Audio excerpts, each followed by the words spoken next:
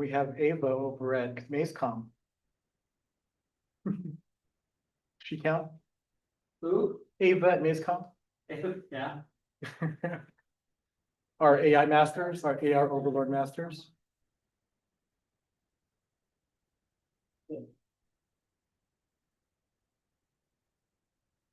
I missed my touchscreen. Started again, your computer. Yeah, It's from. yeah, I used to have a touchscreen computer. Actually, already manual. I just gotta use the arrows and the page up and the page down. I do miss the touchscreen.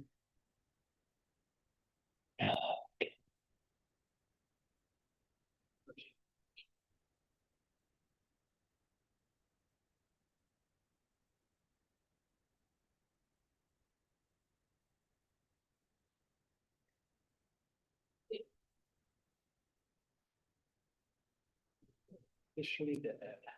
My water won't stand up. I got a defective water. We need an engineer to fix my water bottle Well, some Aaron. or an assistant public works director. My water bottle. That's what. Maybe they write some Aaron. And I knew you could. I was. This is serious stuff, man. I did it. It's, I don't always. I don't always. Yeah. Well, look out. Hey, beat your water and it works. Oh, Oh, I don't know. It's still wobbling.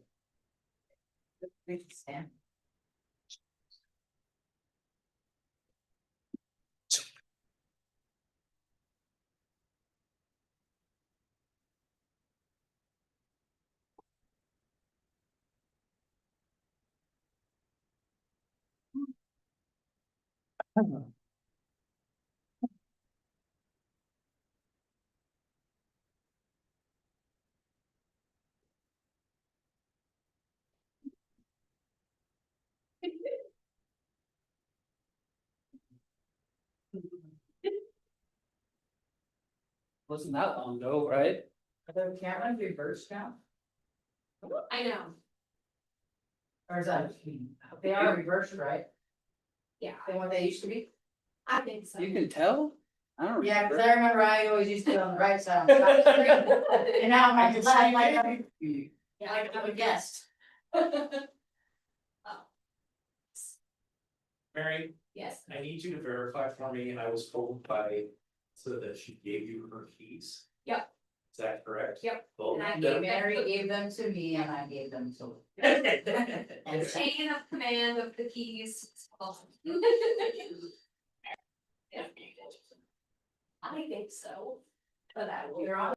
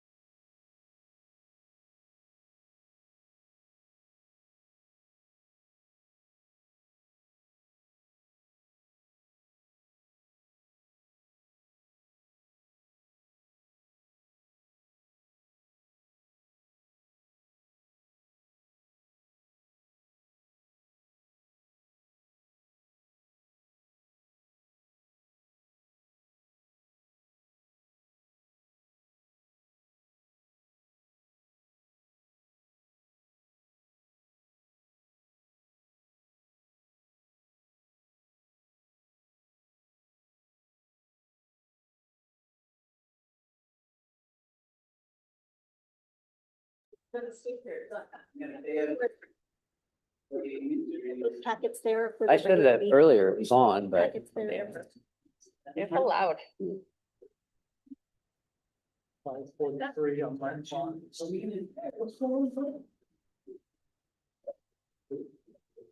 is Bill coming?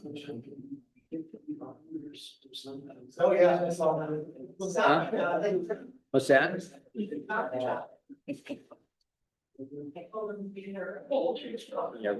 Randy knows.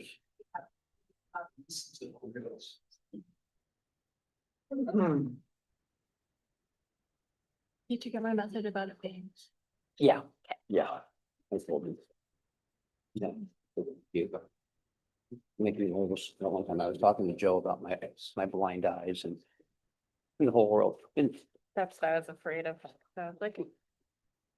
No. Make sure my phone is off.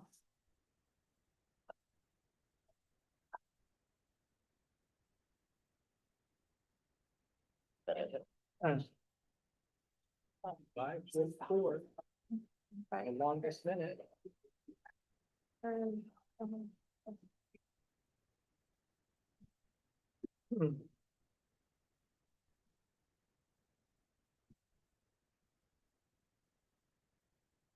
Huh.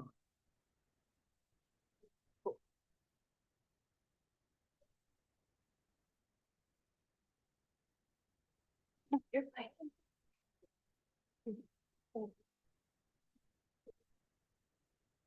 I think we have them.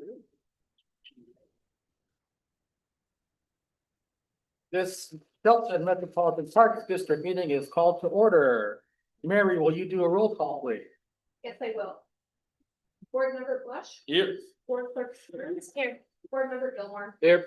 board member Odisco, here, board member Sherman, Here. board member South, Here. board president Gutierrez. Here. Thank you, Mary. And consent agenda. Is there a motion to approve the consent agenda as published? so moved. Oh, Second. Been moved and seconded. All in favor, say aye. Aye. All opposed? Motion carries. We have general public comment. Mary, do we have anyone signed up to make a general public comment? No, we don't. All right, we'll move on to the business agenda. There are no business items this evening, so we'll move on to the public hearing, and we are recessing the special meeting to open a public hearing. Mary, may I ask for a reading of the resolution SMPD 40-1025 to 2026? We should ask. After, Oh, after. but that's okay. We'll continue the public hearing. We apologize for that. I think. We'll have the reading after. The interim finance director Terry Schnitzer has information for us about the 2026 ad valorem taxes. Thank you, President Gutierrez and board members. Tonight, we bring you the 2026 Shelton Metropolitan Park District ad valorem taxes.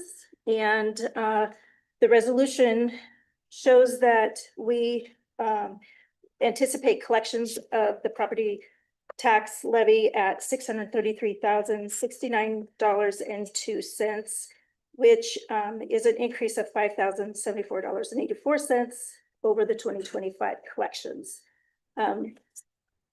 With this, I had contacted the assessor's office. They gave me the preliminary numbers. So they have not set the levy yet. So we're going off the preliminary numbers that they gave me.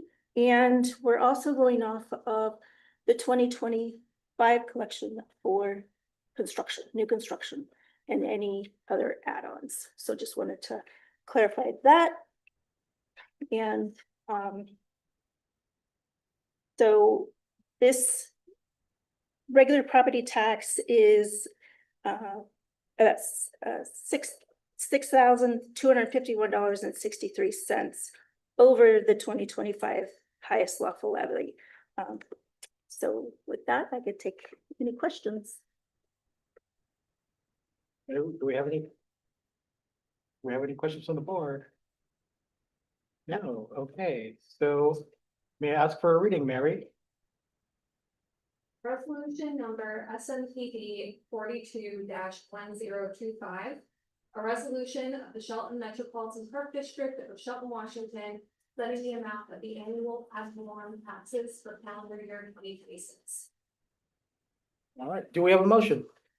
I move that we forward resolution number SMPD 42-1025 to November 18th, 2025 at SMPD action agenda for further consideration. All in favor, say aye. Aye. All opposed? Motion carries. We will move on. Close this public hearing.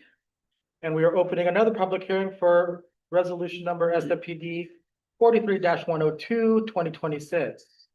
Our public director, of finance, Terry, has the information for 2026 preliminary budget. Thank you again. So tonight I bring you the resolution for the 2026 budget set for the Shelton Metropolitan Park District, which is set for the expenses to be total expenditures of $785,052. This is a combination of recreation being at 99,574, and then parks would be at 685,478 to come up with that difference. Our revenues are expected to be what the property tax revenue of the $633,069, and investment revenue is anticipated to be about $3,000. And so with that, we anticipate using ending fund balance of $148,983 to balance that, with an estimated ending fund balance of $133,800. So with that, I can take any questions. All right, do we have any questions from the board? Mary, do we have any public testimony? We don't. Okay, do I have a motion? I move to forward resolution number SMPD 43-1025, November 18th action agenda for further consideration. Second. Been first and seconded. Can I take a vote? All in favor, say aye. Aye. All opposed? Motion carries. This public hearing is closed and we will resume the special meeting. We're going back to the action agenda, and there are no action agenda items this evening, but we go on to the administration report, and Jordan Crumples is here to talk about the Parks and Recreation and what's going on. President, hello board, just a couple updates for you, on the recreation side, we just wrapped up our fall pickleball league last week, and we had 10 teams come out for that, which was great. We're about a quarter of the way through women's for volleyball, we'll go through at least halfway through December for that, that's good. And we're open for youth basketball registrations, that will start in December, but registration ends the Monday of Thanksgiving week. So that's open for grades 2nd through 6th grade, and it's co-ed, so, if you know anybody whose kids are interested, I highly encourage it. We're gonna partner with the high school team, the girls' high school team are gonna help us rep this year, so that'll be fun. And now, season will fully kick off after the holidays. And we also have youth scholarships for that program available, so if anyone needs help financially, we can help support them so their kids can participate. On the park side, Aaron just brought to you the Cross Trails Phase 1, so we're gonna get ready to do a kickoff meeting here within the next week or so to get that rolling. We'll bring more updates as we move along with that. And then right now, we're also working on the Phase 2 scope of work. We got some things on our end that we need to figure out before we can finalize that, so more to come for you on that phase. And then Aaron and I are kind of prepping, because next year we're doing the pros plan. And that's gonna be a big project for us next year as well, so we're kind of doing some logistics to get that ready to go, so we can kick that off to at the beginning of next year. And we also have 2 seats that are gonna be open on our Parks Board starting January, so if you know anyone that's interested who wants to join the committee, send them my way. Happy to answer any questions. Board, have any questions? Any comments? I do have one comment. Thank you for Terry for doing a clean audit the last time, and we got through that whole thing. And thank you so much for all the hard work you have done for the budget, and it's really appreciated. And you, Jordan, for all the activities that you do and for the great summer that we had at the park. So thank you so much for all your hard work, and I appreciate everything that you do. Thanks. All right, the next announcement of our meeting is now, and we do We have a next special Southampton Metropolitan Park District meeting on November 18th at 5:45 PM. This meeting is adjourned at 5:53 PM.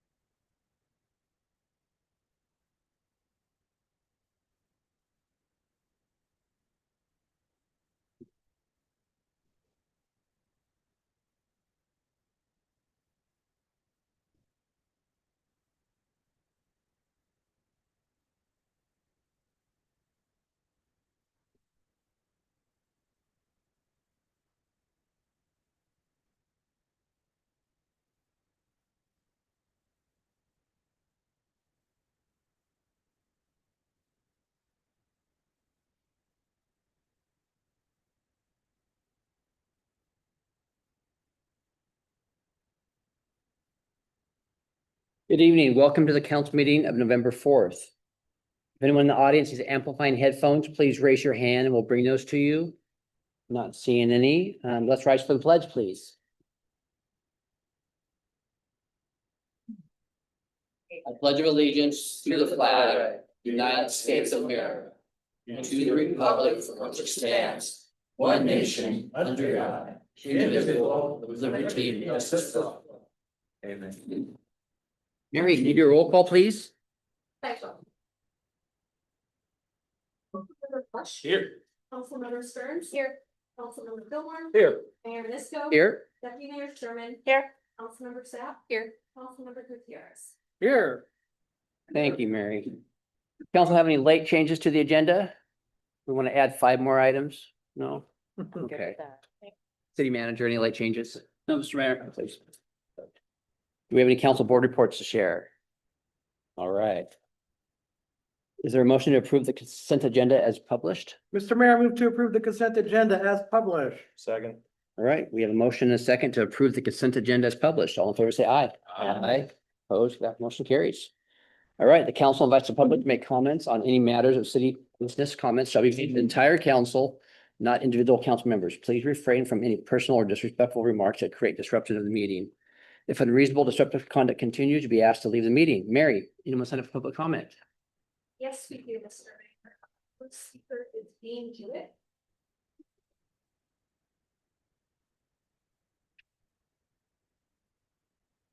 So good evening. I'm here tonight because our city continues to face ongoing violations of our own ordinances. And it's time we hold ourselves accountable for enforcing the laws already on the books. Every day, residents see people camping overnight in our parks in clear violation of park hours and rules. These same areas are left littered with trash, drug paraphernalia, and human waste. Our families, children, and seniors deserve safe, clean parks. But right now, many avoid them entirely. We also see sidewalks and public right-of-ways blocked, forcing pedestrians, wheelchair users, and parents with strollers into the street. This is not only a violation of local ordinances, it's also an ADA violation and accessibility issue. By allowing these obstructions to persist, we're failing both our citizens and our legal obligation. City code, state code, prohibits camping on public property outside of designated areas, if there is any. Yet the practice continues openly, day after day, with no consistent enforcement. Meanwhile, our park staff, public works, and law enforcement are left frustrated, and residents are losing faith that the city means what they say when it passes an ordinance. This is not about lacking compassion, it's about restoring order, safety, and accountability. We can enforce our laws while connecting individuals to services. But doing nothing helps no one. It allows unsafe conditions to spread, discourages investment, and drives residents and visitors away from our downtown and our neighborhoods. We've spent years talking about studies, task forces, and new programs. But the truth is, we don't need new laws. We need to enforce the ones we already have. Tonight, I'm asking for three things. Number one, consistent enforcement of park and camping ordinances. Two, a clear policy for clearing sidewalk obstructions and restoring ADA access. Three, accountability from city leadership with regular public reporting on violations and enforcement actions so residents can see the progress. Our community wants to be proud of our city again, to see clean parks, open sidewalks, and safe public spaces. That starts with leadership. That takes action, not just discussion. We already all know that. I am not telling anybody anything that they do not already know that I haven't said 100 times again. Just this last week, we had a fire on Front Street that the fire department had to show up on. We had a fire on the sidewalk behind the cantina. We had a fire in Brewer Park where they're burning leaves. We had defecation going on in the alleys. I mean, come on, guys. We gotta wake up and do something. Thank you. Thank you. That's all that we have signed up. All right. We have a presentation tonight of an award for wastewater treatment plant from the Department of Ecology.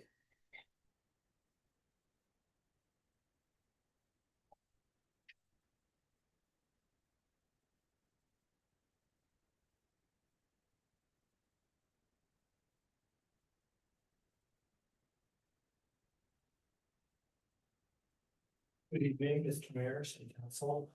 My name is Diane Steinbergs, environmental engineer with the ecology. One of my roles is a permit manager for sewage wastewater treatments in Washington. Two of those treatment plants are the Shelton wastewater treatment plant and Shelton reclamation plant. In addition to writing the permit and reviewing facts and things like engineering reports, we also review what we call monthly monitoring reports. Every facility, every wastewater treatment plant is required to submit a wastewater or monthly monitoring report that basically shows that they are following the requirements of the permit. These monthly, there are many constituents that need to be tested, and they need to be tested for often, sometimes daily, sometimes weekly, sometimes monthly. It's a very difficult thing to do for a facility to basically meet its current requirements consistently. That takes a lot of dedication from staff and from its cities or counties that run the facility. Shelton has done a wonderful job this year for both facilities.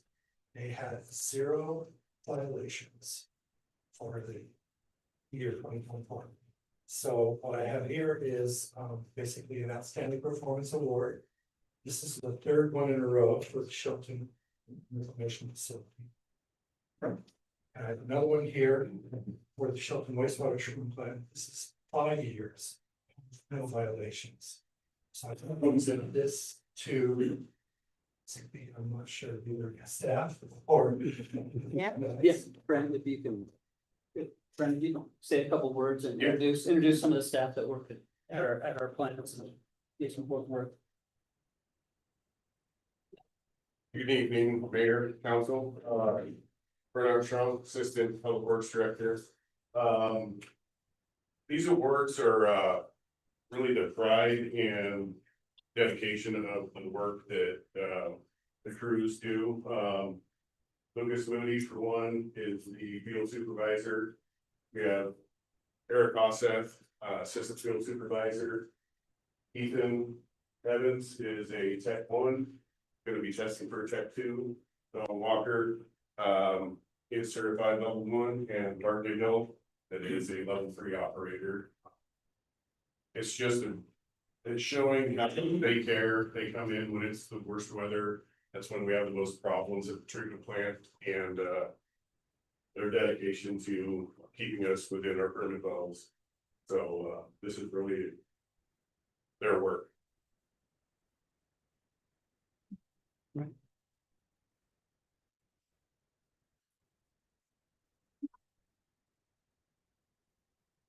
Right, Mark, if you want to say anything?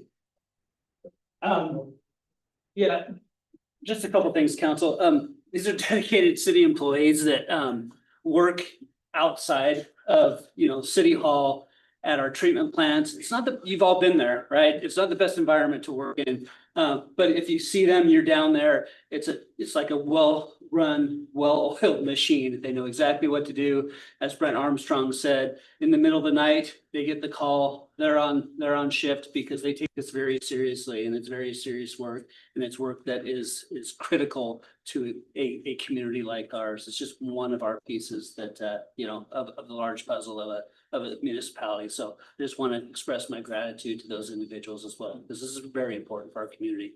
It's a big deal. This is awesome. Thanks, you guys. Comments? Just thank you for the work that you do, for keeping our bay clean, for keeping the water clean, and for being there for us when times get tough and when stuff overflows. So thanks so much for all that you do, and especially with our environment and the quality of our water. Thank you.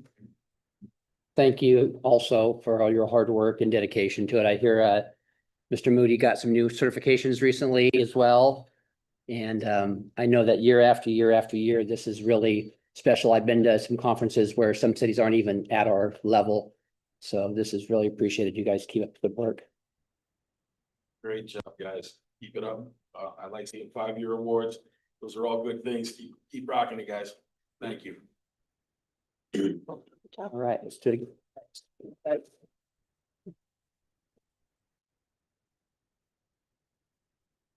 All right. We have some proclamations tonight. Councilman Gilmore is going to read the first one. Proclamation for City of Shelton Operation Green Light for Veterans. Whereas the residents of the city of Shelton have great respect, admiration, and the utmost gratitude for all the men and women who have selflessly served our country and this community in the armed forces. And whereas the contributions and sacrifices of the men and women who served in the armed forces have been vital in maintaining the freedoms and the way of life enjoyed by our citizens. And whereas the city of Shelton seeks to honor these individuals who have paid the high price for freedom by placing themselves in harm's way for the good of all. And whereas veterans continue to serve our community in the American Legion, Veterans of Foreign Wars, religious and civil service groups. And whereas approximately 200,000 service members transition to civilian communities annually. And whereas an estimated 20% increase of service members will transition to civilian life in the near future. And whereas studies indicate that 44 to 72% of service members experience high levels of stress during transition from military to civilian life. And whereas active military service members transitioning from military service are at high risk for suicide during their first year after military service. And whereas the city of Shelton appreciates the sacrifices of our United States military personnel and believes specific recognition should be granted, therefore be it resolved, with designation as a green light for veterans, the city of Shelton hereby declares November 4th through 11th as a time to salute and honor the service and sacrifice of our men and women in uniform transitioning from active service.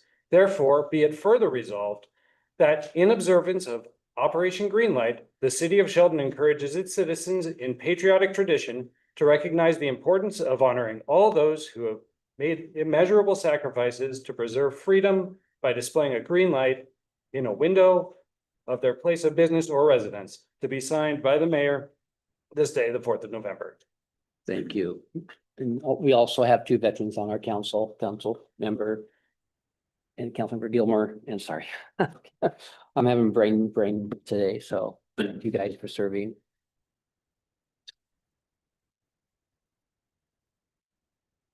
Mr. Mayor, the city installed green lights on the front of the Civic Center earlier this week, and unfortunately, they're not working tonight.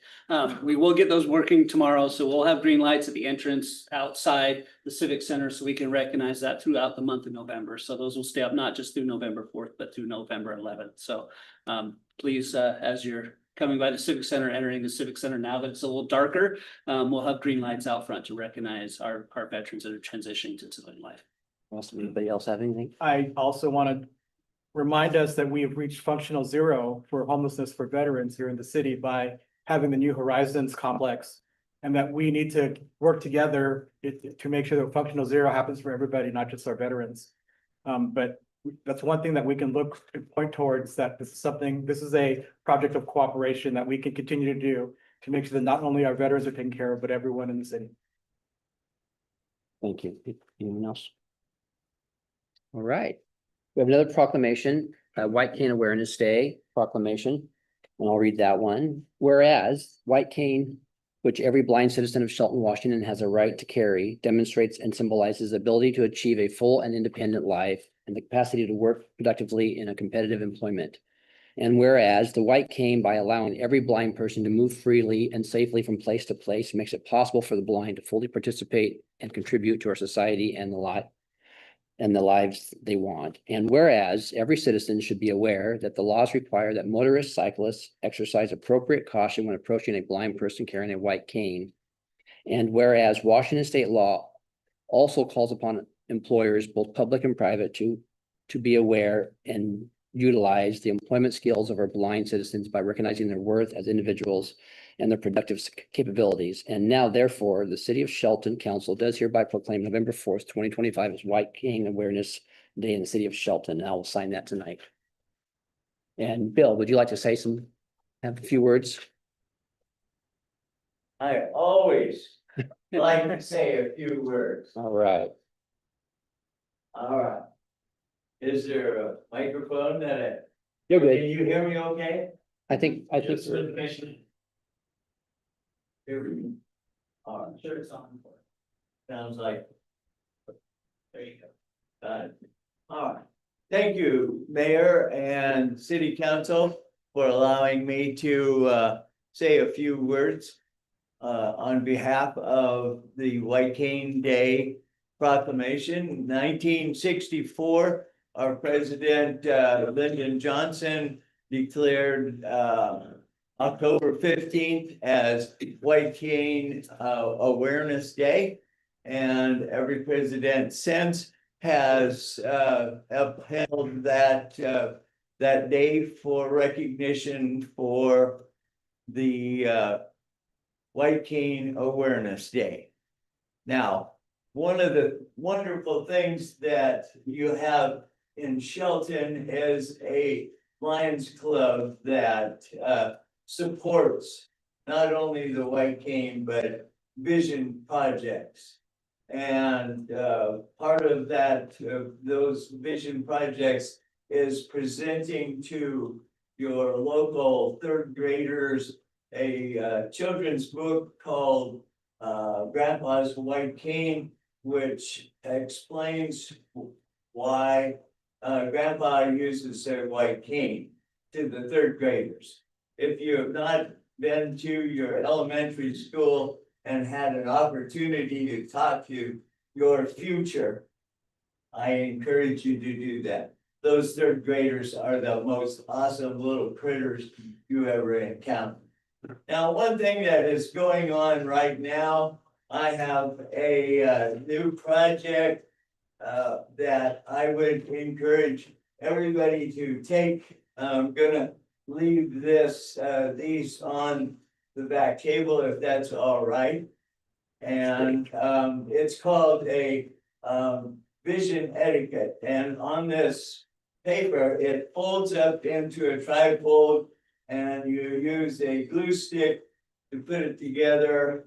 If you've got a favorite cafe or a restaurant or your church, I would encourage you to put this up, and what it does is it gives you the etiquette of how to approach or interact with somebody using a white cane or a guide dog.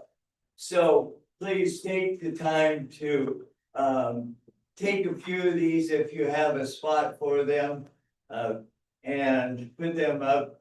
It's a passive way of teaching everyone how to do that, to interact with somebody that is blind or low vision. All right, I think that's good. Thank you very much for the time. Thank you, Bill. Thanks, Bill. Oh, you're good, sir. Wrong one. I can't sit in your lap.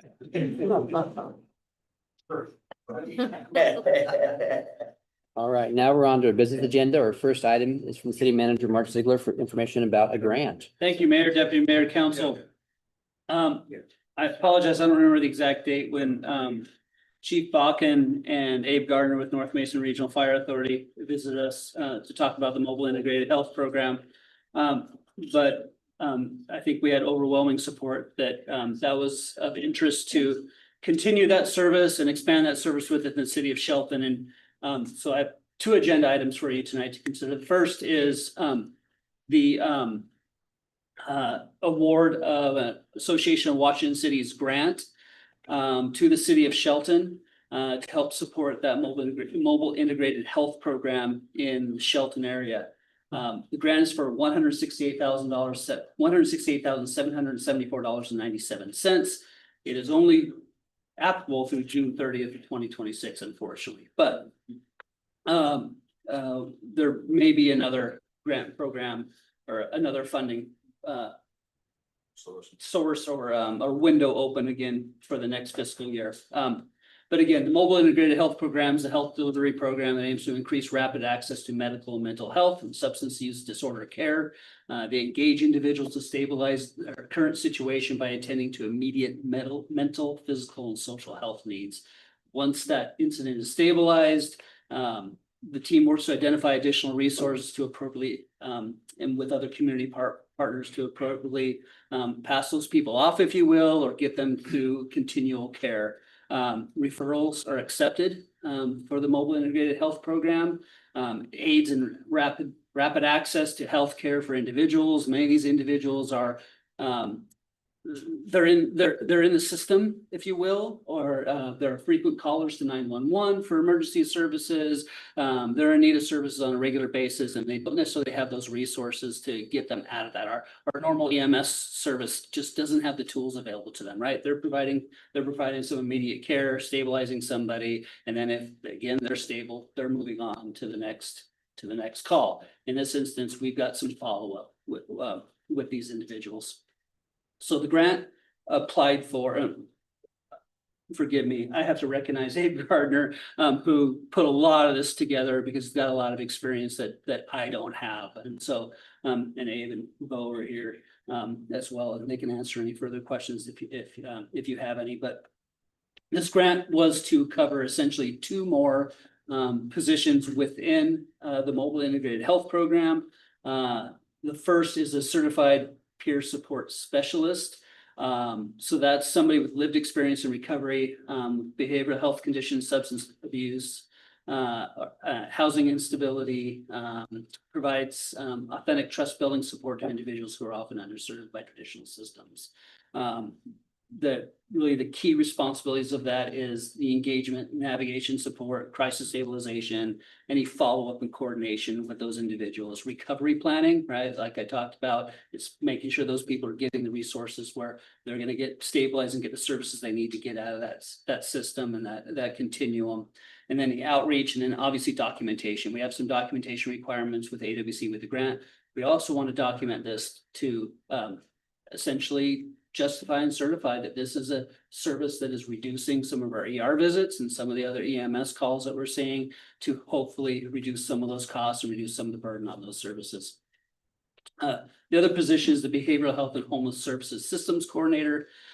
So this is designed to strengthen both the direct and service capacity and system level coordination in response to the growing complexity of this issue.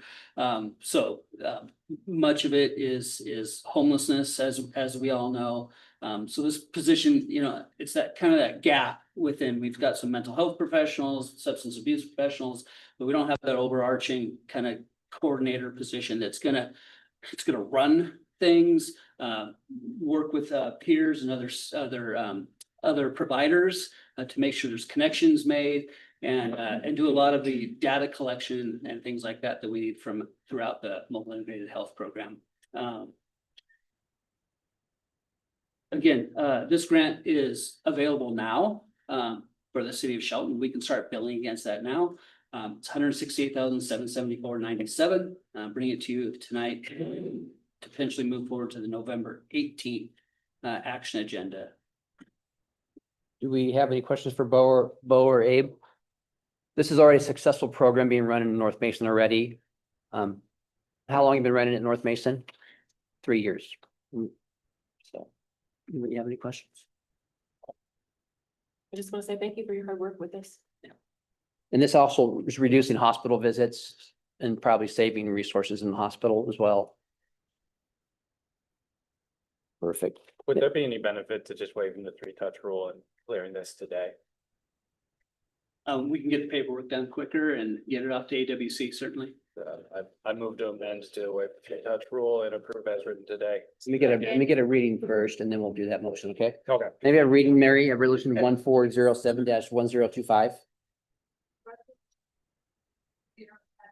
1025, a resolution of the Council of the City of Shelton, Washington, accepting the Association of Washington Cities Alternative Response Fee Grant. Thank you, Mary. Now I'll take the motion. Do we need an original motion first? No, you can just add Okay. it onto that if you want. All right, I move to amend, and change and adopt this today. Second. All right, we have a motion and a second to place resolution number 1407-1025 on November 18th, 2025 agenda and waiving the three-touch rule for further never mind, I'll just leave that out. It's approved. We have to vote on it. Oh, okay. You could Your motion is to adopt. adopt. Adoption. There we go. There we go. You want it restated? Me? Do we want it restated? No. Okay, all right. So there's a motion and a second. All in favor, say aye. Aye. Opposed? Motion carries. All right, we have another item from Mark. Yeah, so Mayor, this is part two of this project. So this is the actual interlocal agreement with North Mason Regional Fire Authority for the certified peer support specialist. So this interlocal agreement would memorialize the city and North Mason Regional Fire Authority's relationship with North Mason Regional Fire Authority hiring and providing the certified peer support specialist. The city would pay for that service through the grant from AWC that you just approved. All right, now we're reading a resolution number 1413-1025. Resolution number 1413-1025. Resolution of the Council of the City of Shelton, Washington, authorizing the city manager to sign an interlocal agreement with North Mason Regional Fire Authority for a mobile integrated. Mr. Mayor, can I move to waive the three-touch rule and adopt this tonight? Second. All right, comments or questions? We have a motion and a second to adopt resolution number 1413-1025, waiving the three-touch rule. All in favor, say aye.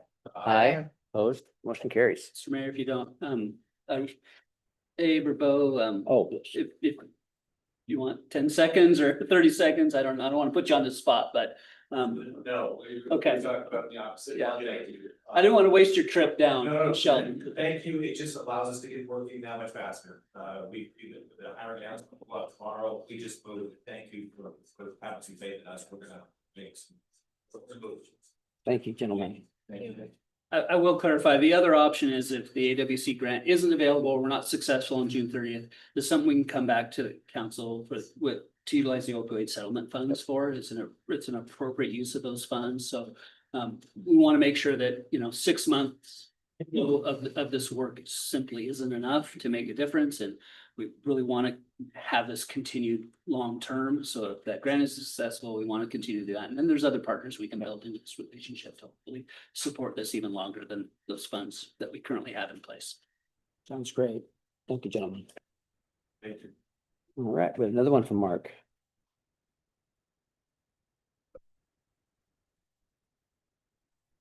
Give me 1 second, scrolling down. All right. Mayor, Deputy Mayor, and Council, as you know, in 2017, the city of Shelton entered into an agreement with Mason County Garbage, a 20-year agreement for collection and proper disposal of solid waste, recyclables, and yard waste. Per that agreement, annually, Mason County Garbage can adjust their rates accordingly per the CPI for the period of October to October. That isn't available quite yet, hasn't been released yet. That does have a floor of 2.5% and a max of 4.5% for the first 10 years. Subsequent 10 years increase shall be the CPI with no floor or ceiling. Tipping fees, which are at the landfill that Mason County determines, are passed through to the customers at that time. Any unforeseen costs is in the contract, any unforeseen costs that the contractor Mason County Garbage may see that affects their services. They're able to come back to the city to request those increases.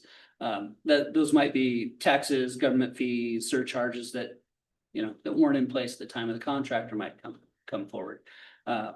Most recently, the legislature put in place a business and operation tax effective October 1 for service industries, which Mason County Garbage is. It affects IT services, public speakers, and similar services like that at the same time. The anticipated, it's a 0.35% business occupation tax on services. The estimated increase is 12 cents per month for residential customer and 22 cents per commercial customer per month. Chad White, the site manager for Mason County Garbage, is here as well and can answer any further questions about this request. We have any questions from Chad? Guess not. Maybe reading of resolution number 1409-1025. -1025. Resolution of the Council of the City of Shelton, Washington, authorizing Mason County Garbage Company to increase solid waste and recycling rates in the city of Shelton effective January 1st, 2026. Thank you, Mary. Do we have a motion? Mr. Mayor, I move to place resolution number 1409-1025 on the November 18th council agenda for further consideration. Is there a second? I'll second it. They have a fee that was passed on to them by the state, so I think that we're all subject to that, so. Do we know when the CPI update is gonna be out roughly? So the next couple of weeks, Yeah, it should be right around 17. Yeah. Okay. Yeah. And if you want a general idea, the August was 2.8. It's gonna be close to that, I'm not gonna say that it's gonna be exact, it could go up or down, but it'll be roughly in that range, so. I was looking at it earlier and it was like 2.4 for a lot of the year and then almost 3 for a little bit more. I was Just just 2.8 curious. in August, the transfer station will be 2.8, they've already passed that. So just think of that. All right, any other comments or questions? We have a motion and a second to place resolution number 1409-1025 on November 18th council action agenda for further consideration. All in favor, say aye. Aye. Aye. Opposed? Motion carries.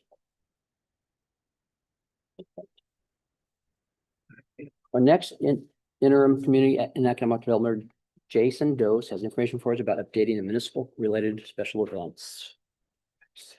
yeah, please. Thank you, Mayor, Deputy Mayor, Council. I think a pretty straightforward ask here. What we're recommending here is amendment to chapter 5.46 of the Shelton Municipal Code that covers special events. Things like forest festival, parades, that sort of thing. What it does not address are special events, public events that might occur inside buildings. What we're proposing is that we amend the ordinance to include what we're defining as special use of buildings. And what this means is, if you're gonna have like a holiday event, a haunted house, a cultural event inside a building, that it does not have occupancy for that. As an example, you might have like a storage structure where somebody wants to hold a holiday event or like a farmer's market for a period of time. can't think of anything else right offhand, but you get the idea. It's that the building isn't actually approved, doesn't have sprinklers for this sort of thing. There are building and fire concerns that may arise by changing what's called the occupancy from, in this case, like a storage use to more of a higher human occupancy situation. What we would like to be able to do is have kind of bumpers for our fire and building department to be able to review these types of events, because we do periodically get asked for these things, and we are currently reviewing a request right now for a holiday event. That said, we're not proposing any major changes to the ordinance, just adding a definition of what special use of building would be, clarifying the zones it could be done in, largely that's the commercial zones, industrial zones. Wouldn't want these sorts of things to occur in our strictly residential zones for compatibility reasons.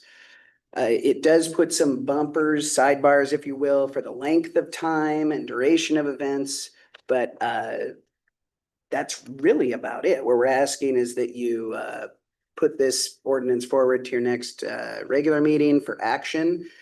I should say that we did receive some very good comments from the Chamber of Commerce. They're in support of this ordinance. They like the fact that it can help expand, some of the use of maybe vacant buildings in town for a period of time as it relates to events. They did have some very constructive comments that we would like to be able to consider. I did get them a little bit late, so they didn't get included in this draft, but I want to go over them with the fire official, building official, and see if there's maybe a few of these things we might be able to incorporate into the final version. But we are asking that you consider it and move it to the next regular meeting for potential action. Thank you, Jason. May we have a reading of ordinance number 2036-1025? Ordinance number 036-1025. An ordinance of the city of Shelton, Washington, amending chapter 5.46 of Shelton Municipal Code related to special events and special use events. Thank you. Do we have a motion? Mr. Mayor, move to forward ordinance number 2036-1025 to the action agenda for the council's November 18th, 2025 regular meeting. Second. All right, comments or questions? I think this is a great idea. Yep, great idea. I mean, we have all of our special events and our Christmas and our Halloween and our Forest Festival, and it's to bring more people in. I think it's great, Hopefully somebody puts one of those little fake ice rinks in one of these buildings so we can have a little ice skating. Would be kind of nice, but hint, hint, somebody. But no, great idea. So any other comments? Yeah, we need more events to get people outside, touch grass, just get outside and breathe fresh air. And codifying this gives us an opportunity to make sure it's also safe and that everyone gets home safely after the event. Right. We have motion and second to forward ordinance number 2036-1025 to the action agenda on the November 18th regular meeting. All in favor, say aye. Aye. Opposed, motion carries. All right, exciting stuff. All right, our last business item is an update of reclaimed water tank project. Assistant Public Works Director Aaron Nix has details. Mayor, Council, thank you. This is another project we're ready to go, to get out, to get constructed. I'm just, supplying you with, this is our touch here. Give you some background. This is the 500,000 gallon tank that we're gonna place at the MDR facility. Obviously, we've got some awards. This is the alternate membrane facility up on the hill. We opened the bids, we did a pre-bid meeting on October 14th. And then bids were due on the 28th. We received 4 bids. Currently, we're evaluating all of them and have not made a decision yet on how we're moving forward yet with that.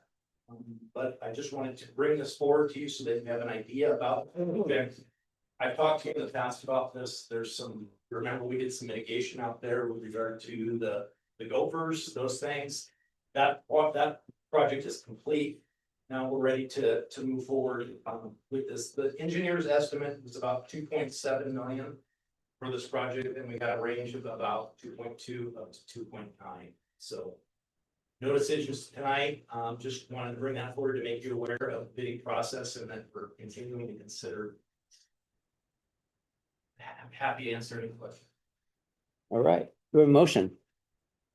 Mr. Mayor, move to place the reclaimed water tank project on the action agenda on the November 18th, 2025 council meeting for further consideration. Second. All right, comments or questions? So these are funds back from ARPA in 2021. They're not ARPA funds, they were a legislative appropriation that we received, so yes, and that would amount to about $2 million. Okay. What is this reclaim water tank for? So as we produce this material, currently it's an inline system, meaning that we have to clean it, treat it, and then send it. We don't have the ability to store it. So as there's increases in the demand for this, and that's the idea with this, ultimately we will have the opportunity to store product and sell much more, as we will have an inventory of it sitting with us on site right there. So What's the demand look like now for that? say that again. What's the demand? Right here. The correction center uses it and the state patrol would use it right now, and then Tractor Supply has a irrigation system. But potential uses could be in development out there that, reclaimed water can. Obviously, it's not always, so you can't drink it, but it can be used for landscaping areas, patrol uses it for track. They're turning it over to heat for laundry, toilets, And uses like that. yeah, and then the other option is actually putting it back in the ground, not with the understanding that the tribe has really kind of supported this project in the past. Yeah. So they would I think they would like us to move more to this as opposed to putting it back in the ground and not sending it out to the bay. That's why I think they're pretty much an advocate. To answer your question, we're not at full capacity yet, but as we get more customers, we will. And this takes, I'm just curious, is there better? Can we use that money for anything else? Water related? I think this is pretty much dedicated, the grant application spelled out, a 500,000 gallon tank for this, so the answer is probably no, we probably end up giving the money back. and this takes the demand off of the potable water, drinking water. By like say patrol, if they didn't have this, they would be using our drinking water. Correct, yeah, that's the idea. The idea again is we don't want to, currently a lot of our wastewater goes to the main plant, it's all discharged. There's an issue with Goldsboro Creek and rehydrating it because but everybody's sucking it out. The idea is to put it back into the ground to help fish runs, those guys. So that's the intent. But it is, I mean, ecologically, it's a positive thing in the sense that it's helping the ground and helping us become more sustainable. The only reason I brought it up wasn't because I was questioning, that was because I'd like to see if we can build a freshwater tank. I'd take that any day of the week over this, you know what I mean? That's Yes, why, absolutely. we have improvements that we need to do and that sort of thing. So That's a very good point. So yes, I agree. All right. The funding source is specific to, Right, correct, this project. That's correct. That's correct. that makes sense. thank you. All right, we have a motion and a second to place the reclaimed water tank project award on the action agenda for November 18th. Council meeting for further consideration. All in favor, say aye. Aye. Opposed? Motion carries. All right. Recessing out of our regular meeting to open a public hearing. Ordinance 2026 ad valorem interim director Terry Snitzer has his submission for us. Thank you, Mayors, council members. Tonight we bring you the ordinance for the 2026 regular city ad valorem and the EMS ad valorem taxes. Statutorily, we are required to bring this to you and for you to agree to the 1% increase. And we are allowed to do the 1% increase because the implicit price deflator was at 2.44%. So this allows us to collect the full 1% without a requirement to find a substantial need. So, so with that are the city's regular levy property tax is expected to be $2,320,565.48. These figures are given to us by the Mason County Assessor's Office, and they are preliminary numbers. Knowing that their numbers will come out, but because of our publishing requirements to council and to the public, we do not have those numbers yet.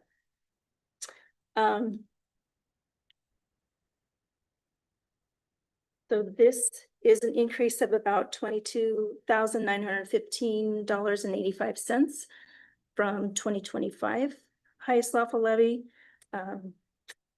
And also another note is that the new construction and the estimated state assessed property are the 2025 numbers that was given to us by the assessor's office because they don't have those numbers to give us yet for the new 2026.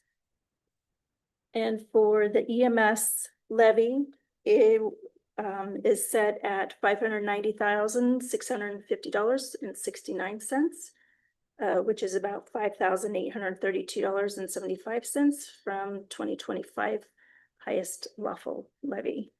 And with that, you have any questions that we have to answer them? Mary, may we have a reading of ordinance number 2034-1025? Ordinance number 2034-1025. An ordinance of the city of Shelton, Washington, setting the amount of the annual ad valorem taxes of the city of Shelton, calendar year 2026. Thank you, Mary. And I skipped public comment. Is there any public comment on that, Lorian? No, we didn't. Okay. All right. Do we have a motion? Mr. Mayor, I move that we forward ordinance number 2034-1025 to the November 18th council meeting for further consideration at the next public hearing. Second. All right, comments or questions? All right, we have a motion and a second to forward ordinance number 2034-1025 to the November 18th council meeting for further consideration. All in favor, say aye. Aye. Opposed, motion carries. Public hearing is closed and we're opening another public hearing. We have another ordinance from Terry. Thank you, Mayor, council members. It's coming up here. Hopefully there it is. Okay. Anybody in the audience, we also have provided the budget proposal books out on the table with a summary if you're interested. So, Mr. Mayor, Deputy Mayor, Council, I'm gonna start us off just traditionally a letter to the residents of the city of Shelton, the council. Outlining kind of the 2026 budget process. As you know, we've talked about this several times, starting back in May of this year with a service level discussion, followed up with several study sessions as well, to get to this point of presenting you a preliminary or proposed 2026 budget. We really follow the city's strategic goals in public safety, maintaining our infrastructure and our assets, and maintaining a workforce. So as you see, there's additions to public safety within this budget with 1 patrol officer and 2 new vehicles for our police department. Continuing to enhance our community safety, enhance response times, and modernizing our fleet. We have 2 vehicles that these replace that Chief told me earlier today. They're old. Public defense, we're seeing increases in public defense across where we've talked about that with defense standards changing over time. It's a seller's market, if you will. We're lucky enough to have a local public defense firm that has been offering public defense here in this community for a number of years. And actually the last 2-year contract did not have any price escalators within it. So we'll have a new contract to you here in the next few weeks with our public defender that will have some increases that are associated in this 2026 budget. Information technology is one of our weak points in municipal government. If we don't address that on a regular basis, we have a lot of liability in place. So strategic investments in that hardware, modernizing our infrastructure, improving our cybersecurity, and supporting efficient services for our community are really important. And maintaining those services are included in this 2026 budget. Transportation infrastructure, we recognize the commitment our community made by passing the Transportation Benefit District back in August. We also recognize that those costs keep increasing, as you have heard time and time again about what it costs to pave a road or replace a sidewalk. So we're utilizing other funds besides that Transportation Benefit District to make sure that we're maintaining our infrastructure, we're maintaining our pavement condition index at the same time. we are decreasing the general fund allocation this year proposed in 26 from 25 from $400,000 to $200,000, but maintaining that level with a $200,000 transfer from real estate excise tax funds. That maintains more available funds within our general fund for public safety and other services, but it does diminish, you know, the available REIT funds over time. So it's not a long-term solution. It's an opportunity in 2026 to maintain our street fund and those projects that we have in front of us. Workforce stability, again, I feel like I'm you know, beating that drum all the time, and I apologize for that, but it's paramount to me to maintain a workforce, maintain the institutional knowledge we have, provide the training and professional development necessary. So we have a team here that continue to serve our community appropriately, making sure that we're competitive in the market, providing a benefit and pay package that is competitive and it retains employees. We have a lot of employees that live here and will work here no matter what. I don't want to take advantage of that. I want people still to be compensated fairly. So we're including cost of living increases within this proposed budget as well. Long-term stability, sustainability is my concern. We've talked about again our revenue, which are based on basically three streams: property tax, sales tax, and B&O tax, and they're really consistent. That's great. We don't see, you know, ebbs and flows within that, but they're just not as consistent as price increases as well. So long-term sustainability is the key. That's why you will not see the other positions that we talked about in the study session: the HR analyst, the public works admin assistant, and the police lieutenant included in this budget, because long-term sustainability, as we look out past 2026, utilizes the entirety of our unreserved fund balance very quickly. The direction from council was to utilize $1.1 million of in-fund balance, of unreserved fund balance. That's on top of our 20% statutory fund balance. We can be presenting that to you tonight. And that gets us into 27 with a little bit of unreserved fund balance for a cushion, if you will, for emergencies or anything else that comes about, and gives us a little flexibility. But with those ongoing FTEs, that just diminishes it to the point that I'm not comfortable proposing that to the council tonight. So as we move forward through the presentation tonight, we won't go through the entire budget book here, but we will hit the highlights. We've got public works staff over here to talk about utilities and those services, because we didn't talk about that specifically in the study session. And we want this to be an ongoing conversation. We have a couple more meetings to talk about this. So please, the intent here is to present this to council, answer any questions you have, but have you go back, read the documents, set up meetings with myself, Terry, anybody else. We can answer the questions to you and continue to inform you. So you're best able to make the decision to approve this budget as presented to you in a future council meeting. So Terry, I'll turn it over to you, and I've got the general, all funds. I would just like to take this opportunity to give a special thank you to Hannah Maregla, who is with. There we go. So she is our budget coordinator, grant administrator, and she has worked right alongside me, but she is the one who is responsible to give you this document to read through. And I appreciate all of her efforts, because it's been a long 5 months, but we're here. So but I also want to thank, our departments, the directors, and because there's been multiple phone calls, multiple emails and meetings to get to this point. So I appreciate all of their patience. They've, given us all of the good constructive thoughts and about how to get this budget completed and bring to you tonight.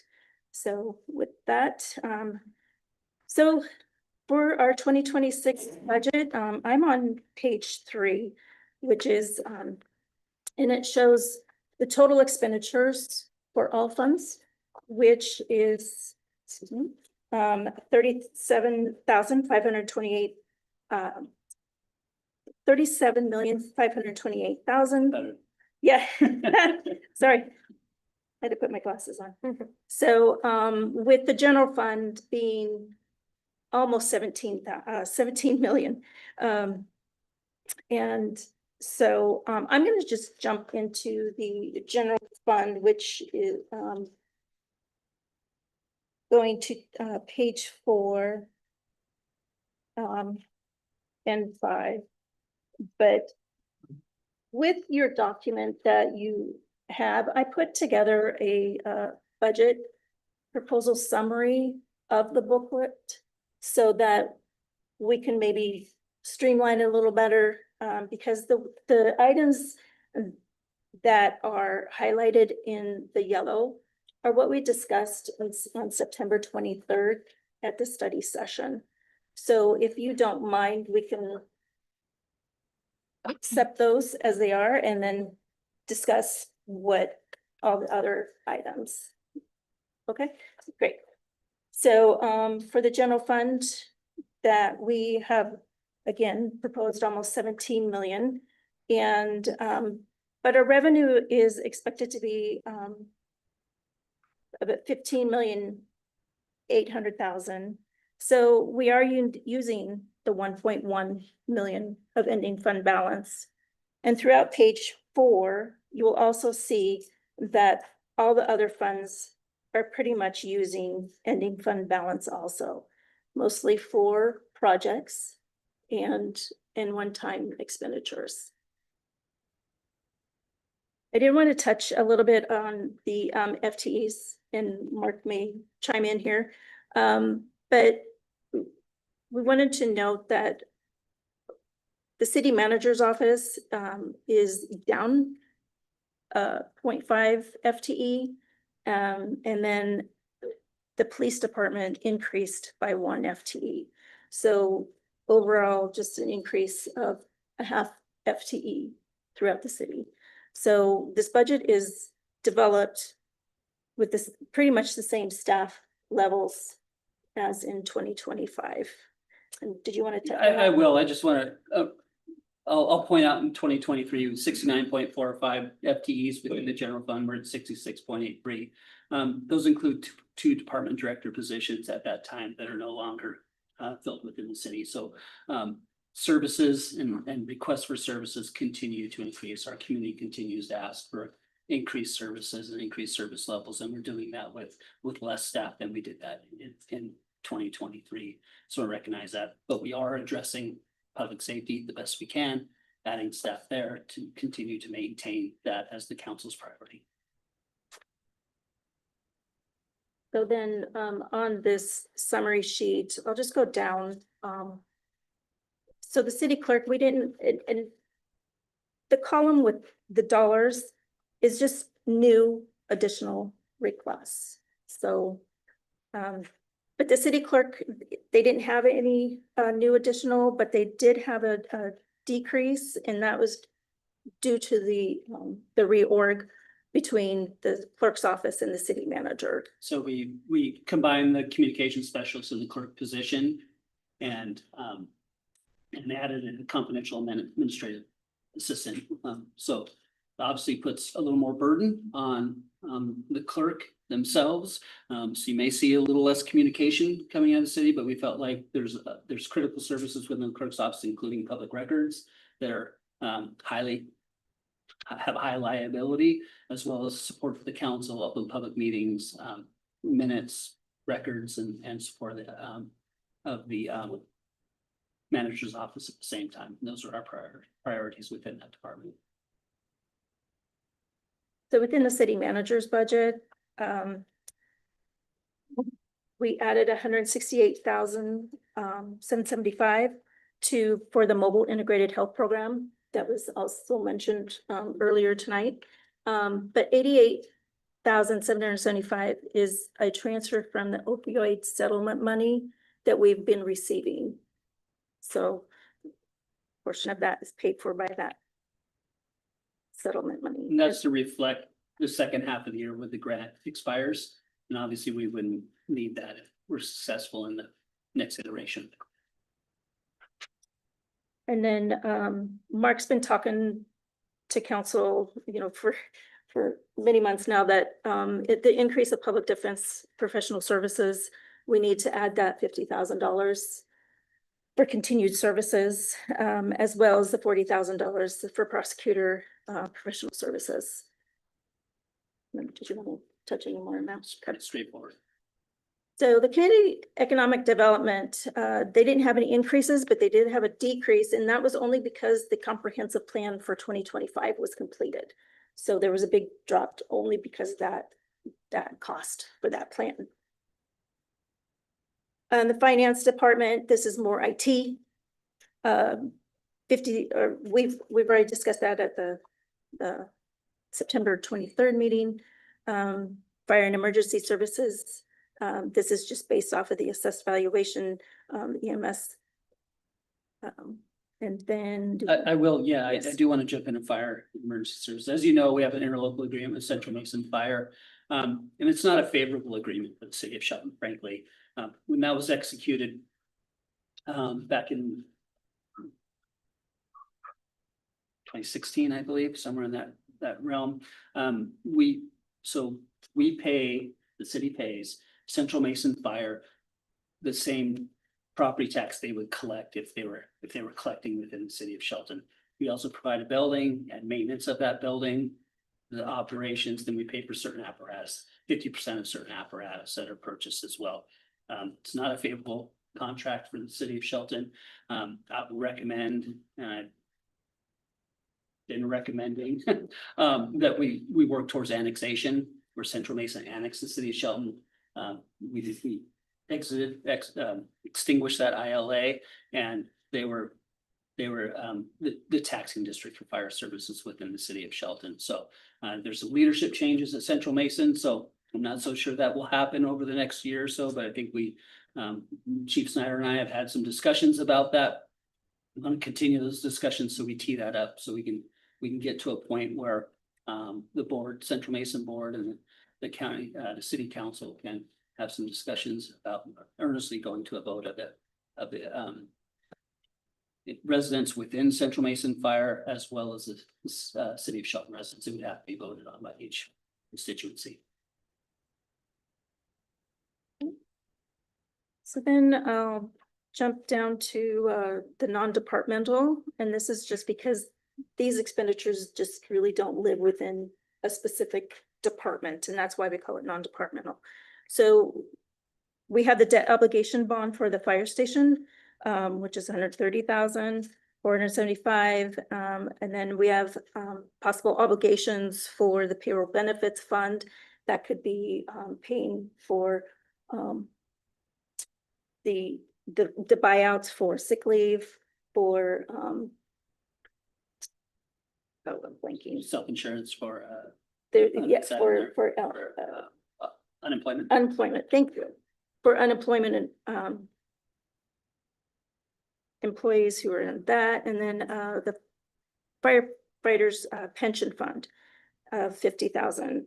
So it's just a placeholder for right now, but it's there for us if we need it.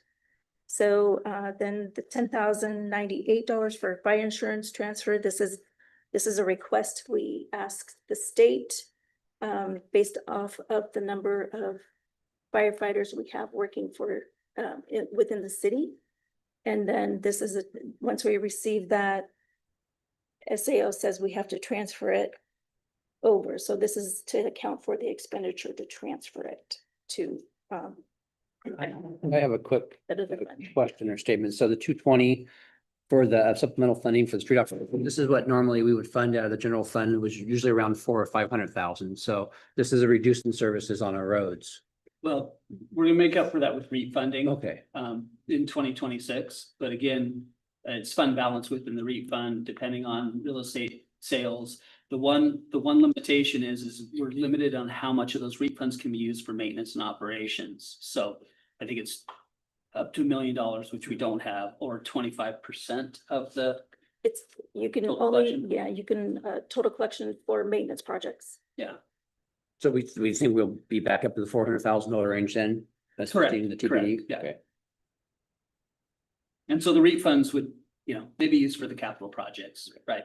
And then the general fund allocation be used for the maintenance projects. Got it. Thanks. Yes, and if anybody has any questions regarding the amounts in the yellow, please say so. Because then we go back, now we're about, down to the street fund.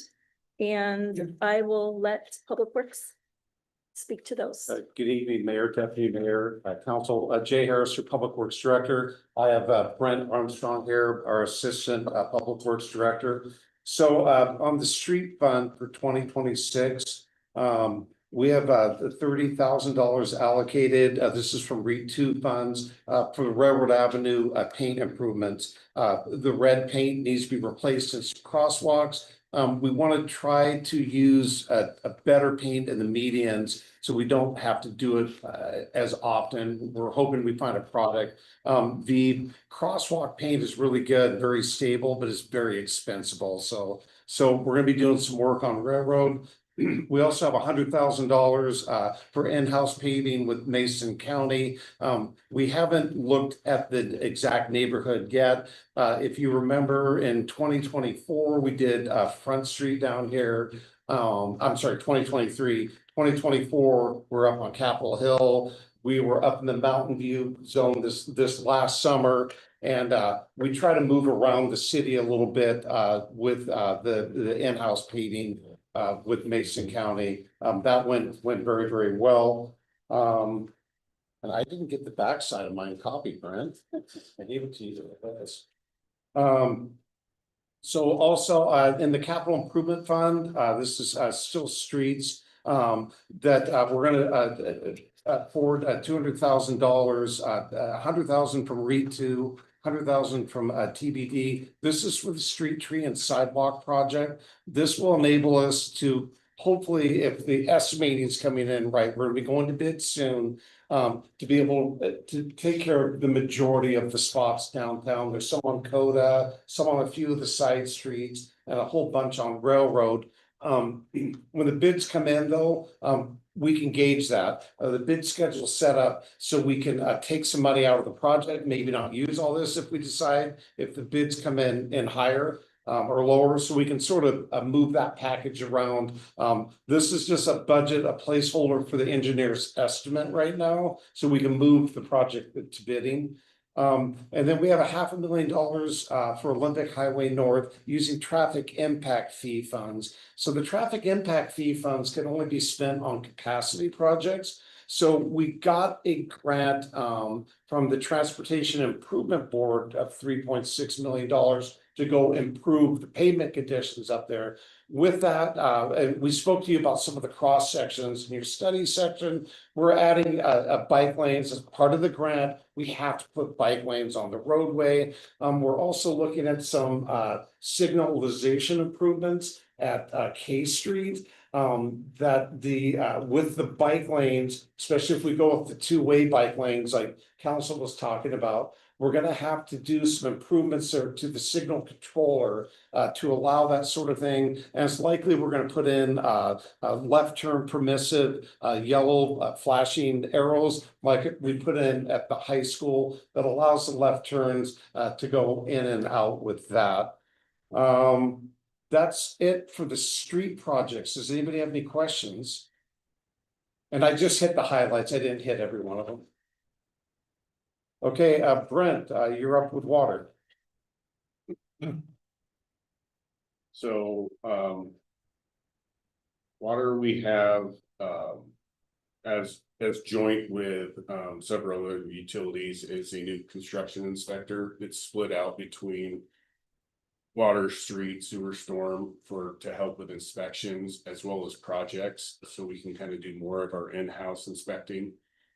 So that any big new developments that come in comes with a lot of inspections. So we're ramping that up as well as helping out with our current project load so we can self-perform some inspections. And then another combination one is we've budgeted to upgrade our asset management system. We've been vetting over the last year, going through several different vendors on asset management systems that tie into our GIS. So we can inventory, get into the preventative maintenance a lot better, update our maps, all of that. And we haven't landed specifically on one, but we're narrowing it down and we have some budgetary numbers to reflect that. The Mountain View pressure zone, the 500,000, we have for Department of Commerce grant, and that's to design the new reservoir. We have preliminary talks of and figuring out the final location for that and getting it designed. So then once we get it designed, then we can go out and try and secure funding for the construction of it. And kind of tied to that is upgrading our well one pump and some piping so we can tie it into the upper Mountain View system, the Mountain View system, as well as the downtown zone that it's tied into. And doesn't do us any good to build the tank if we can't fill it. So it just gives us more redundancy on every single one of our wells being able to fill each reservoir. Yeah, so being tied into all three pressure zones, we currently really don't have that capability right now. So replacing the 1989 pump and motor in there, and then also putting a variable frequency drive on it. It's sort of a soft start for the motor, allows it to ramp up slowly and ramp down slowly. Will really extend the service life. The only reason why the well one pump and motor is still running is we just got done with the gravity check. The well one to the high school tank, that line's pressurized now. It was a gravity heretofore. The pump didn't have to work very hard. So it's working quite a bit harder now. We need to replace that asset. Sewer fund has a pipe removal project that we're investigating, has a lot of permitting involved with it, and we're doing an investigation on what it would do if we remove that pipe to bridges. So we're working with several stakeholders, WashDOT, Tribe, Fisheries, to get that project underway. And stormwater, we have the Canyon Creek bypass. We are investigating that. There's some maintenance issues that we need to go in and remedy where the pipe connection comes down. It comes down a very steep slope and then connects into a smaller pipe, and we're looking into doing repairs for that, as well as updating our stormwater comp plan. And with that will come a whole new capital facilities plan for their stormwater department. So you'll see a whole new capital list when we're developing that plan, as well as the Boot Hill cleanup, which if you're familiar with it, Boot Hill was where a lot of our sweepings got deposited out by the park and ride on Highway 3. We got contacted by the state. They want us to do some investigation on that and see if we need to remove portions of that and just take it to a certified landfill. Those are 30, 40 more years old. Yeah. That have been in place out there. Yeah. It's one of those legacies, much like the C Street landfill, that have been inherited, and now we get to deal with it. Yeah, and with all departments, the utility departments, you'll see some vehicles that we're gonna surplus out our older aging fleet and using the enterprise lease, replace some vehicles. And then into our EM&R fund, we have new forklifts, some sander hangers, and a new shop truck. I think the shop truck is an 81 or an 84 right now, so we're gonna upgrade that.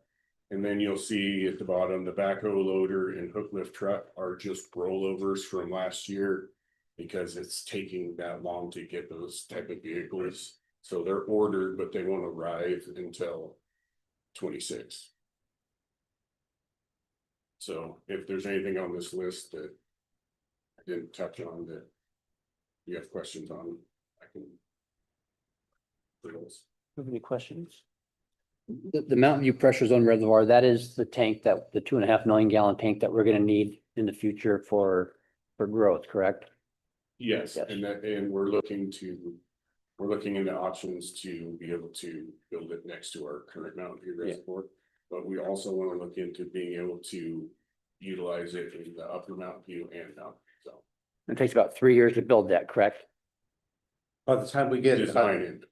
design and build, but we still need construction funding for that. Yeah. And then also, once the tank's built, the high school tank is structurally deficient. It's built in the fifties. It needs to go offline. Likely the Capitol Hill tank will be down the road next 10 years or so. The Mountain View tank, the Angleside tank, they're all gonna have to domino out in the next 20-year period or maybe 30. These tanks were built in the 60s, 50s, early 70s, and they're steel tanks. They're not seismic, and they've been coated okay, but steel tanks just don't have, you know, 100-year service life like a concrete tank would. So down the road, we need to invest in these water facilities. Also, 500 million gallon tanks are for a growing community. We need larger tanks. I came from a community twice as large as this. We had 8 million gallons of water and the 3 million gallon tanks or 2.5 million tanks. So we need larger tanks. They're larger assets, but you're only maintaining one larger footprint at that point. It's likely we're gonna be looking at glass line tanks like we're doing at the membrane treatment plant. We put the bid out for that. It's glass line on the interior and exterior, which it's more expensive, but we don't have to recoat those tanks every decade or so. And we should get a much longer service life out of them. Hopefully get out to the 75-year range with very minimal maintenance. And if they do need maintenance, they're bolted together. You can take the panels off, take the tank down, obviously, take the panel off, replace it or fix it and put it back up there again. So these bolted tanks will be real interesting. We'll be talking to you folks more about that with the membrane, the reclaimed water tank. I come up with that bid award. My comment was, I was kind of, how many homes can we build now with the current water supply that we have? Not the supply, the storage. Yeah, so once we get the Angleside pressure zone project out to bid and done, this is the upper Angleside station. It needs just getting recommissioned. That will give us about 700 to 1,000 residential units up there. Currently, we're deficient in the Mountain View zone also. And with Olympic Heights, some of the improvements they're doing, they're gonna eliminate the dead storage in that tank. And we gain, probably about another 600, 500 units. And then the only tank we currently have surplus in today is the upper Mountain View zone. And Olympic Heights is tapped. They've ran the line down from the high school or the YMCA and brought the upper Mountain View water in. That's the only zone we have excess capacity as of today. But in the next 7 months, I'll be happy to report that I think we'll have capacity in all of our pressure zones, just limited capacity. So we need a new tank, and we need to take at least the high school tank offline. There's structural problems with the roof struts right now. And the high school tank is just above the library at the end of Birch Street there. Upper Mountain View is out by Mesa County Public Works shop, and then Mountain View is up La Crosse, up near, behind Olympic College. Any questions about Public Works? All right, next. I just wanted to mention the tourism fund. There's nothing in theirs because the advisory committee has not had the ability to get together in time to bring you this document. So I believe there's a meeting scheduled. We'll have a meeting before the end of And the then year, they'll- most likely recommendations will come after the first year with a supplemental. Yeah. In order to fund those projects, bring but that we'll continue moving forward to get those projects. And those requests reviewed by the advisory committee and bring recommendations to the council. And some of these amounts look like they're doubled. It's just because we have to recognize the transfers as expenditures. So the state makes us account for every expenditure, which these transfers to count as part of this budget. And so it looks a little odd, but we have to recognize that, so we do not go over the expenditure amounts, especially for general fund. Is there anything else that you wanted to touch on? I don't have anything else tonight. So other than that, if anybody has any other questions. We have any questions tonight? Just a comment, I am just somewhat satisfied with what we're doing for this budget. Because we are making sure that we have the infrastructure for tomorrow, because if we don't have the water and the roads, we're not gonna grow our way out of this. Also, we need to also reinvest in our people and the human infrastructure that we have, not just the roads and the water, but in our people, and we're doing that a little bit tonight. But I'm really concerned that I'd love to have another HR person so we can start hiring and get more people on here and start building more and start not just surviving, but thriving. And I'm hoping that in the future, we can make your jobs easier by taking away all the different cross-cutting responsibilities you guys are all taking on, and that we get more people dedicated to their jobs and working on that forward, and not having to hire it out for other people, which is going to be more costly in the future. So I'd like us to start growing and need to start hiring and stop firing. And that's my message for us tonight. And thank you for what we've done and accomplished tonight, and everyone in the council for going through all the exercises that we did to solidify our priorities, and that we are not cutting public safety. In fact, that's the only thing that we're increasing is our law force. So we've got a really good strategy for the future to take care of our infrastructure, the water and the streets that we need to grow, and for our public safety that is a priority of our council. So this is the way to go, and I'm sorry we couldn't get it exactly on budget, but if we can remain in an area where we can keep growing and stop cutting and start growing, that will be in a better place in the future. And I'm glad that we're preserving some of that tonight. Right. We got ahead of ourselves. Let's have public comment. Anybody sign up for public comment? We don't. All right. So now do we have a motion? Oh, I'm sorry, may I have a reading of ordinance number 2035-1025? Ordinance number 2035-1025. An ordinance of the city of Shelton, Washington, adopting the budget for the calendar year 2026. Mr. Mayor, I move that we move forward ordinance number 2035-1025 to the November 18th action agenda for further consideration. It's 2036. No, 36 is wrong. Okay, No, it was wrong. Change it. okay. Do we have a second?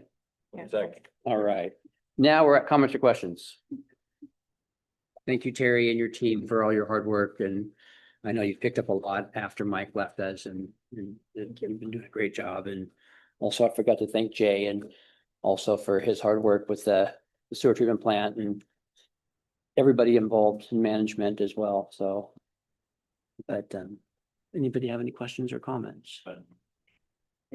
Jumped in when we needed you, and got it done for us. Thank you very much. More than once, right, Terry? Yeah. Yep. Over the I think years. you've heard me say, budget season never ends. Yep. It's an ongoing process. We particularly when you're budgeting with unreserved balance to be utilized, we need to monitor that really closely, and it's incumbent upon all our departments to do that really on a daily basis. And I appreciate their efforts. I appreciate the efforts to get to this point today, and I appreciate their efforts moving forward to make sure that we maintain this budget appropriately. And we make sure that we're as sustainable as we can be. It's a testament to a great staff here. It really is. This is a lot of work. All right. Any other comments or questions? We have a motion and a second to forward ordinance number 2035-1025 to November 18th action agenda for further consideration. All in favor, say aye. Aye. Opposed? Motion carries. We are now exiting our meeting and going into a regular meeting. And we have no action items tonight. And Mark, do you have city manager? You know, report? just a couple things I want to recognize. Again, our great staff, our public works crews are working on demolition of two structures that went through abatement process with our hearing examiner at 7th and Park Street. So they're currently tearing those down. It took us a little longer than we anticipated, but again, we're doing that in-house. And frankly, a lot of those crews that we're utilizing are within our street department or our stormwater department. And a lot of things going on these days. So we got to those. There's one more to do on 7th Street again. We've got a few more abatements coming up on our schedule with a few more houses that have burned. And there's no more action moving to those, but that's part of our investment in our neighborhoods and our communities of removing these derelict houses. We don't see a return on those, so we lien those properties afterwards for our true costs. Submit that lien to the county. Those are placed on the property. We don't see that return until that property sells at some point. So either that's tax foreclosure or if the property owner sells it, through their own private transaction. So a lot of these don't come for some time. We were lucky enough at 1411 Railroad year and a half ago, 2 years ago, to get that fairly quickly. But we just received earlier this year funds from the structure on Grove Street that we abated in 2018. So, but it is an investment in our community, right? It's part of code enforcement. It takes some time and effort, but it's really worthwhile when we can remove some of these properties from our neighborhoods. And we do receive interest when we get. We do receive interest. Yes, So, yes. We're not. Absolutely. Yes, yeah. All right. Anybody have anything for Mark? If the council have any new item for discussion? If I was gonna bet money on tonight's meeting, I would have lost. I thought it was gonna last longer than this. So let's talk about our next meeting. Oh, Veterans Day is next Tuesday, so we will not be here. And the next meeting on the 18th, outside of our consent agenda, we're gonna have our action items from tonight. So yeah, nothing else. This meeting is adjourned at 7:26 p.m. Right. I would have lost a lot of money. I would have bet you $100. You were here till 8:30. I could be here till like, I know, I did.